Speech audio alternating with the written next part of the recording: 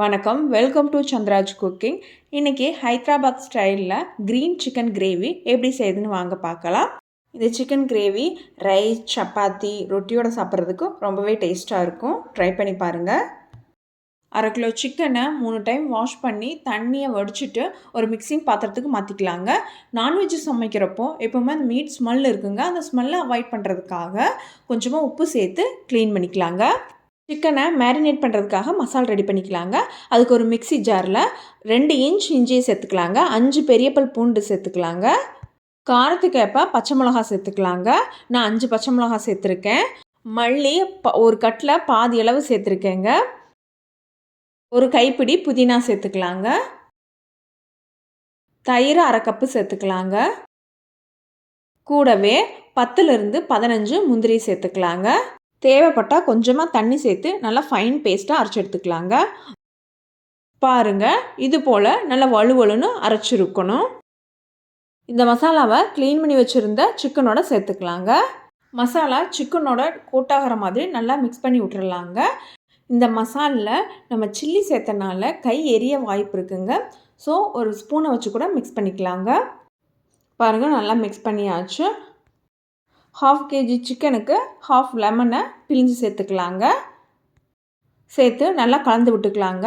இந்த சிக்கனை 1/2 மணி நேரத்துக்கு ஊற வச்சு எடுத்துக்கலாங்க. டைம் இருந்தால் 1 ஹவர் வரைக்கும் ஊற வச்சுக்கலாங்க.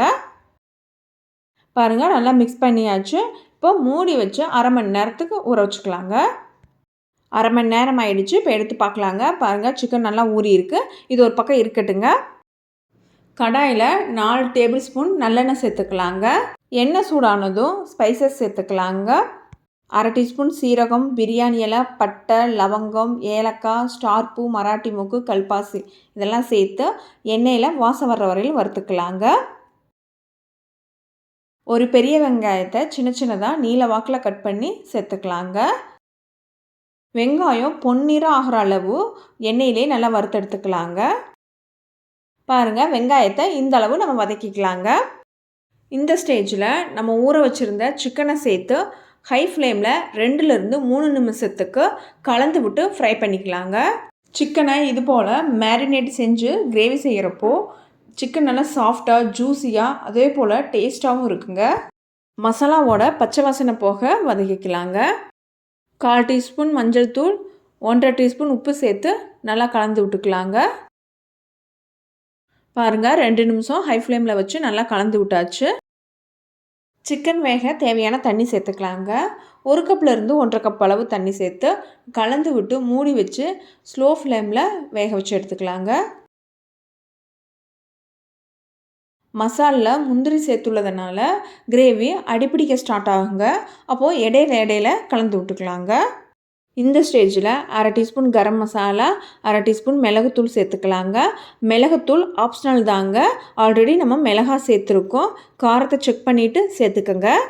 கலந்து விட்டு 10 நிமிஷத்துக்கு ஸ்டவ்வை ஸ்லோ ஃப்ளேமில் வச்சு குக் பண்ணி எடுத்துக்கலாங்க.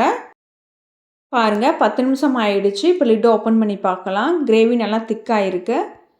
இந்த ஸ்டேஜில் நம்ம உப்பு காரம் செக் பண்ணிக்கலாங்க. காரம் கம்மியாக இருந்தனால 1/4 டீஸ்பூன் மிளகாத்தூள் சேர்த்து கலந்து விட்டு மறுபடியும் லிட்டு போட்டு 7லிருந்து 10 நிமிஷம் வரையிலும் ஸ்லோ ஃப்ளேமில் குக் பண்ணி எடுத்துக்கலாங்க. பாருங்கள், 7 நிமிஷம் ஆயிடுச்சு. சிக்கன் நல்லா வெந்து கிரேவி எண்ணெய் பிரிஞ்சு வந்திருக்கு. அவ்வளோதாங்க, Hyderabad style green chicken gravy ready ஆயிடுச்சு. ஸ்டவ் ஆஃப் பண்ணிக்கலாம். சிக்கனை வச்சு டிஃப்ரெண்ட்டாக கிரேவி செய்யணுன்னா இந்த மாதிரி ட்ரை பண்ணலாங்க. ரொம்ப டேஸ்ட்டாக இருக்கும். உங்களுக்கு இந்த வீடியோ பிடிச்சதுன்னா வீடியோக்கு ஒரு லைக் கொடுங்க. சந்திராஜ் குக்கிங் சேனலை இனிமேல் சப்ஸ்கிரைப் பண்ணலைன்னா சப்ஸ்கிரைப் பண்ணிக்கோங்க. தேங்க்ஸ் ஃபார் வாட்சிங். தேங்க்யூ.